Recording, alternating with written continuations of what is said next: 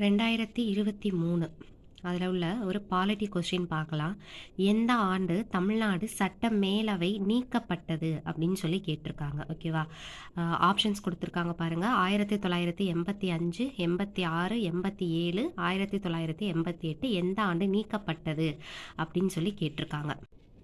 So first இந்த சட்ட மேலவை அப்படின்றத உருவாக்குறதுக்கோ இல்லைனா அதை நீக்கிறதுக்கோ அதுக்குன்னு கண்டிப்பாக ஒரு ஆர்டிக்கல் இருக்கணும் இல்லையா? சட்ட மேலவையை உருவாக்குறதுக்கோ இல்லை அதை வந்து நீக்கிறதுக்கான ஆர்டிக்கல் வந்து என்ன அப்படின்னு பார்த்தீங்கன்னா, அதுக்கான ஆர்டிக்கல் வந்து என்ன அப்படின்னு பார்த்தீங்கன்னா, விதி 169.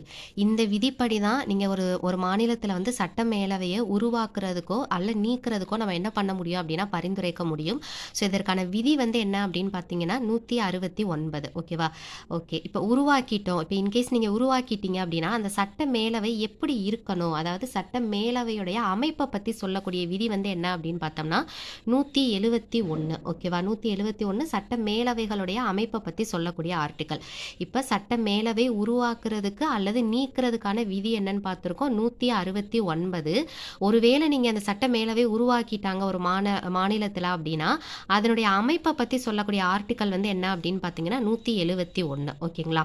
ஸோ இந்த சட்ட மேலவை தமிழ்நாட்டை பொறுத்த வரைக்கும் இந்த சட்ட மேலவை வந்து எப்போ நீக்கியிருப்பாங்க, யாருடைய ஆட்சி காலத்தில் நீக்கியிருப்பாங்க அப்படின்னு பார்த்தோன்னா டாக்டர் எம்ஜிஆர் இருக்காங்க இல்லையா, அவங்க சிஎம்மாக இருந்தப்போ தான் இது என்ன பண்ணியிருப்பாங்க அப்படின்னா நீக்கியிருப்பாங்க.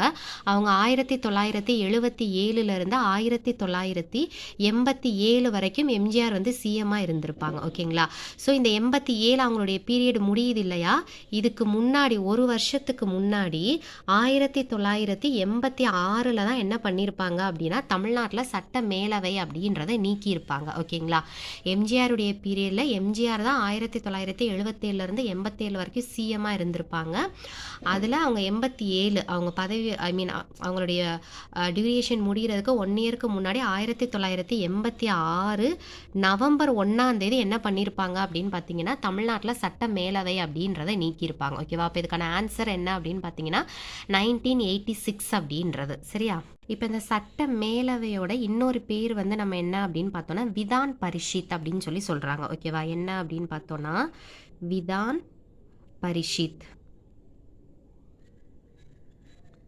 இது வந்து ஒரு நிரந்தரமான அவை நம்மளுக்கு. ஓகேங்களா? சட்ட மேலவை அப்படின்றது என்னன்னு பார்த்தோன்னா ஒரு நிரந்தரமான அவை. ஃபார் எக்ஸாம்பிள் நீங்கள் என்ன எடுத்துக்கலாம், அங்கே பார்லிமெண்ட்டை பொறுத்த வரைக்கும்